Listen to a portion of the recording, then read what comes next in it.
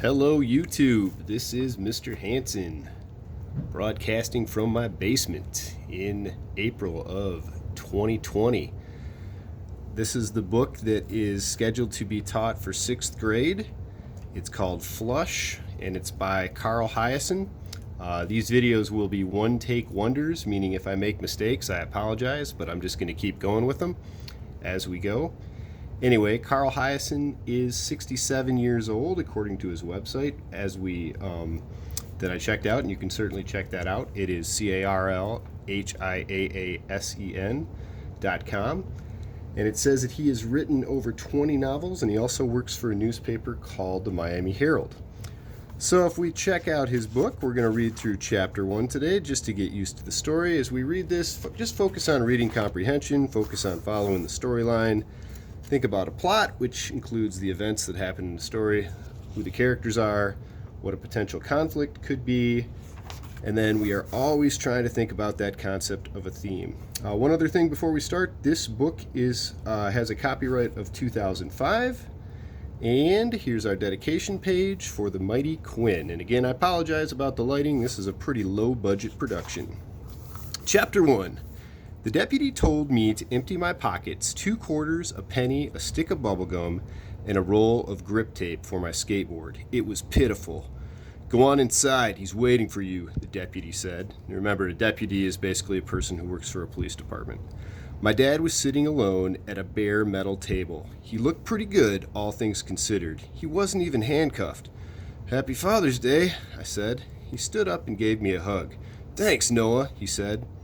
In the room, there was another deputy, a broad, jowly bear standing next to the door that led to the jail cells. I guess his job was to make sure I wasn't smuggling a hacksaw to my father so that he could break out. "It's good they let you keep your own clothes," I said to Dad. "I figured they'd make you put on one of those dorky uniforms." "I'm sure they will, sooner or later," he shrugged. "You doing okay?"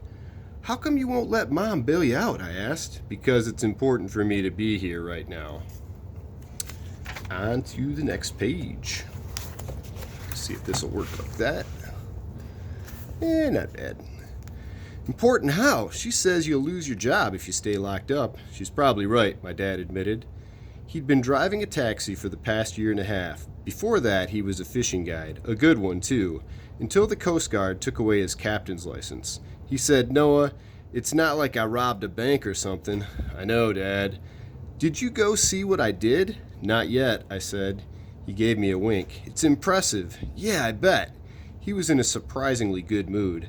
I'd never been to a jail before, though honestly, it wasn't much of a jail. 2 holding cells, my dad told me. The main county lockup was miles away in Key West. So if you know where Key West is, that's in the state of Florida. And it's a pretty cool area. It's a section of islands that are connected by a highway. I've been there a couple times. It's a really nice place to visit. Moving ahead. "Mom wants to know if she should call the lawyer," I said. "I suppose." "The same one from last time?" She wasn't sure. "Yeah, he's all right," my father said. His clothes were rumpled and he looked tired, but he said the food was decent and the police were treating him fine. "Dad, what if you just said you're sorry and offered to pay for what you did?" "But I'm not sorry for what I did, Noah. The only thing I'm sorry about is that you've got to see me locked up like an axe murderer."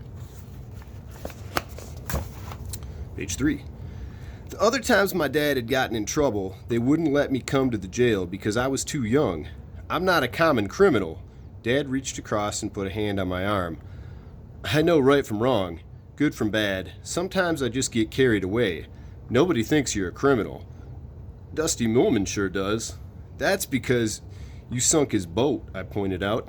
"If you just paid to get it fixed, maybe then—" "That's a 73-footer, my dad cut in. "You've got to know what you're doing to sink one of those pigs. You ought to go have a look. Maybe later," I said. The deputy standing by the door made a grunting noise and held up 5 chubby fingers, which was the number of minutes left before he took my father back to the cell. "Is your mom still ticked off at me?" Dad asked. "What do you think?" I tried to explain it to her, but she wouldn't listen. "Then maybe you can explain it to me," I said. "I'm old enough to understand." Dad smiled. "I believe you are, Noah. My father was born and raised here in Florida. so he grew up on the water. His dad, my grandpa Bobby, ran a charter boat out of the Haulover Marina on Miami Beach. Grandpa Bobby passed away when I was little, so I honestly didn't. Moving on to page 4. Remember him. We heard different stories about what happened. One was that his appendix burst, another was that he got hurt real bad in a bar fight. All we knew for sure is that he took his fishing boat down to South America on some sort of job, and he never came back. One day a man from the U.S. State Department showed up at our house and told my parents that Grandpa Bobby was dead and buried near some little village in Colombia. For some weird reason, they couldn't bring his body home for a funeral. I knew this because I'd seen the paperwork. My dad kept a file, and at least 4 or 5 times a year he would write to Washington, D.C., asking someone to please help get his father's coffin back to Florida. This is like 10 years later. Mom worked with my dad on the letters. She's a legal secretary, and she gets straight to the point. My mom and dad first met while they were standing in line to pay speeding tickets at the Dade County Courthouse, and they got married 6 weeks later. I know this for a fact because Mom put the speeding tickets in a scrapbook, along with their wedding pictures and stuff like that. The ticket my mother got was for driving 44 miles an hour in a 35 mile per hour zone. My father's ticket was much worse. He was doing 93 on the turnpike, and a turnpike is basically a highway. In the album, Dad's ticket looks sort of lumpy and wrinkled because he's crumpled it into a ball when the state trooper handed it to him. My mother said she used a laundry iron to flatten it out before pasting it next to hers in the scrapbook. About a year after they got married, my parents moved, page number 5, down to the Keys. I'm sure this was Dad's idea because he'd been coming here ever since he was a kid, and he hated the big city. I was actually born in a 1989 Chevrolet Caprice on U.S. Highway 1. My dad racing up the 18-mile stretch from Key Largo to the mainland. If you want to look up what a Chevy Caprice is, it's basically a 4-door car. He was trying to get my mother to the hospital in Homestead. She was lying in the back seat of the car, and that's where I was born. Mom did it all by herself. She didn't tell my dad to pull over and stop because she didn't want him interfering. They still argue about this. She says he's got a tendency to get overexcited, which is the understatement of the century. He didn't even realize I was born until they got to Florida City and I started bawling. Abby came along 3 years later. Dad talked my mom into naming her after one of his favorite writers, some weird old bird who's buried out west in the middle of a desert. And you can look up that name if you're interested in it. Most of my friends aren't crazy about their sisters, but Abby's all right. Maybe it's not cool to say so, but the truth is the truth. She's funny and tough and not nearly as irritating as most of the girls at school. Over the years, Abby and I developed a pretty good system. She keeps an eye on Mom and I keep an eye on Dad. Sometimes, though, I need extra help. "So what's the big deal?" Abby asked after I got back from the jail. We were sitting at the kitchen table. For lunch, Mom had fixed the usual ham and cheese sandwiches. He says he got carried away again, I said. Page number 6. Abby raised her eyebrow and snorted. No duh. Mom set 2 glasses of milk on the table. "Noah, why does he insist on staying in jail? It's Father's Day, for heaven's sake." "I guess he's trying to make a point." "All he's making," my sister said, "is a jackass of himself." "Oh, potty word, yikes."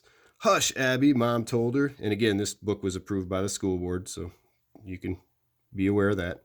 "Hush, Abby," Mom told her. "He said it's okay to call the lawyer," I added. "He's not pleading guilty?" Abby asked. "How can he not plead guilty? He did it, didn't he?" "It's still smart to have an attorney," said my mother. She seemed much calmer now. When the police first called, she'd gotten real mad and said some pretty harsh things about Dad. Honestly, I couldn't blame her. Even for him, this was a major screw-up. "Noah, how are you doing?" she asked. I knew she was worried that the jailhouse visit had shaken me up, so I told her I was fine. She said, "I'm sure it wasn't easy seeing your father behind bars." "They brought him to a private room," I said. "He wasn't even wearing handcuffs." My mother frowned slightly. Still, it's not a happy picture. Abby said, "Maybe you ought to plead insanity." Mom ignored her. Your father has many good qualities, she said to me, but he's not the most stable role model for, page 7, a young man like yourself. He'd be the first to admit it, Noah. Whenever I get this speech, I listen patiently and don't say a word. She won't come right out and say so, but Mom worries that I'm too much like my dad. Drink your milk, she said, and went to the den to call our lawyer, a man named Mr. Shine. As soon as we were alone, Abby reached over and twisted the hair on my arm. Tell me everything, she said. Not now. I jerked my head toward the doorway. Not with Mom around. Abby said, It's all right. She's on the phone. I shook my head firmly and took a bite of my sandwich. Noah, are you holding out on me? My sister asked. Finish your lunch, I said. Then we'll go for a ride. The Coral Queen had gone down stern first in 12 feet of water. That must be the name of a boat. Her hull had settled on the marley bottom of a slight angle with a bow aiming upward. With the bow.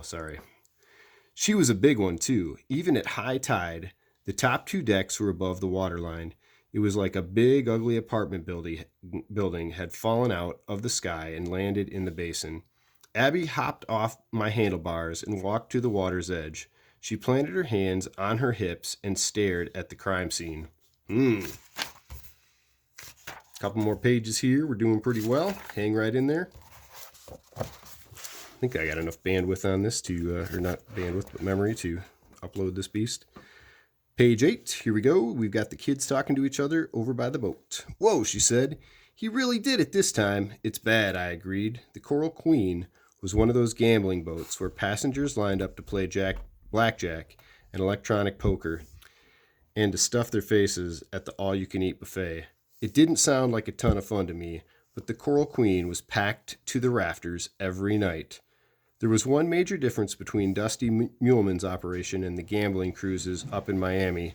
The Coral Queen didn't actually go anywhere. That's one reason it was so popular. By Florida law, gambling boats are supposed to travel at least 3 miles offshore, beyond the state boundaries, before anyone is allowed to start betting. Rough weather is real bad for business because lots of customers get seasick. As soon as they start throwing up, they quit spending money. According to my father, Dusty Muleman's dream was to open a gambling boat that never left the calm and safety of its harbor. That way, the passengers would never get too queasy to party.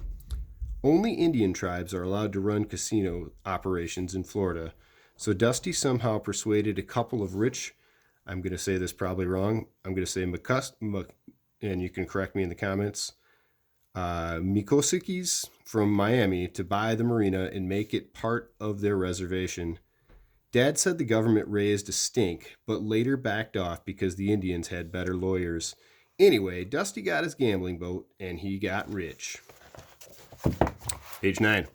My dad had waited until 3 a.m, when the last of the crew was gone, to sneak aboard. He'd untied the ropes and started one of the engines and idled out of the mouth of the basin, where he'd opened the seacocks and cut the hoses and disconnected the bilge pumps, and then dived overboard. The Coral Queen had gone down crosswise in the channel, which meant that no other vessels could get in or out of the basin. In other words, Dusty Muleman wasn't the only captain in town who wanted to strangle my dad on Father's Day. I locked my bike to a buttonwood tree and walked down to the charter docks, Abby trailing behind. 2 small skiffs and a Coast Guard inflatable were nosing around the Coral Queen. We could hear the men in the skiffs talking about what had to be done to float the boat. It was a major project. He's lost his marbles, Abby muttered. Who, Dad? No way, I said. Then why did he do it? Because Dusty Muleman has been dumping his holding tank into the water, I said.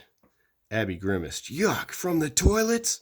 Yep, in the middle of the night, when there's nobody around. That is so gross and totally illegal, I said. He only does it to save money. Page 10. According to my father, Dusty Muleman was such a pathetic cheapskate that he wouldn't pay to have the Coral Queen's sewage hauled away. Instead, his crew had standing orders to flush the waste into the basin which was already murky. The tide later carried most of the filth out to open water. But why didn't Dad just call the Coast Guard? My sister asked. Wouldn't that have been the grown-up thing to do? He told me he tried. He said he called everybody he could think of, but they could never catch Dusty in the act. I said, Dad thinks somebody's tipping him off. Oh, please, Abby groaned. Now she was starting to annoy me. When the wind and the current are right, the poop from the gambling boat floats out of the basin and down the shoreline. I said, straight to Thunder Beach. Abby made a pukey face. Ugh, so that's why they close the park sometimes. You know how many kids go swimming there? What Dusty's doing can make you real sick at both ends. Hospital sick, Dad says. So it's not only disgusting, it's dangerous. Yeah, but I didn't say it was right. Abby, what Dad did, I'm only telling you why. My father hadn't even tried to get away. After swimming back to the dock, he sat down in a folding chair, opened a can of root beer, and watched the Coral Queen go down. He was still there at dawn, sleeping, when the police arrived. So what now? Abby asked. A dark bluish slick surrounded the boat, and the men in the Coast Guard inflatable were laying out the yellow floating bumpers to keep the oil and grease from spreading. By sinking the Coral Queen, my father himself had managed to make quite a mess. I said, Dad asked me to help him. Abby made a face. Help him what? Break out of jail? Get serious. Then what, Noah? Tell me. I knew she wasn't going to like it. He wants me to help him nail Dusty Muleman, I said. A long silence followed, so I figured Abby was thinking up something snarky to say, but it turned out that she wasn't. I didn't give Dad an answer yet, I said. I already know your answer, said my sister. His heart's in the right place, Abby. It really is. It's not his heart I'm worried about, it's his brain, she said. You better be careful, Noah. Are you going to tell Mom? I haven't decided. She gave me a sideways look that told me she probably wouldn't. Like I said, my sister's all right. And that is the end of Chapter 1. In Chapter 1, we are introduced to some of the characters. Okay, there's two children. There's a mom and dad. The dad is obviously doing something that he feels is important to the boat that is in the marina. However, it's obviously illegal as well to sink someone else's boat. Think about that to yourselves. See if you can come up with an inference as to why he may be doing that. Also, let's consider the setting. It's in Florida. If you want to look up some YouTube videos on Florida and specifically Key West, that'll give you an idea of what they're talking about in that area. And there was reference to 1989, which would be part of our setting as well. And that was when the kid was born. This book was published in 2005, so we can kind of sort of assume that the child is about 16 years old at this time. But anyway, that's our first try at uploading a YouTube video with reading. Let me know how that went. I know I made a lot of mistakes in there. It's kind of like in class when you are reading out loud, it's hard to do everything perfect. And that was our first attempt, a one-take operation there. So anyway, let me know in the comments how that worked out, if that worked out. If it did not, I'm going to try uploading this and find out what the upload time on it is. I may also just decide to find someone else who has already read it on YouTube and provide students, being yourselves, with the links to those chapters going forward. So let me know how that went. I'll see if I can get some kind of a better lighting thing in here, because I know as I'm guiding you with my pen, it's easy to, just see the shadow. But yeah, we're clocking in on 19 minutes. I'm going to see how long it takes for a 19-minute video to upload, and I hope you have a great rest of your day.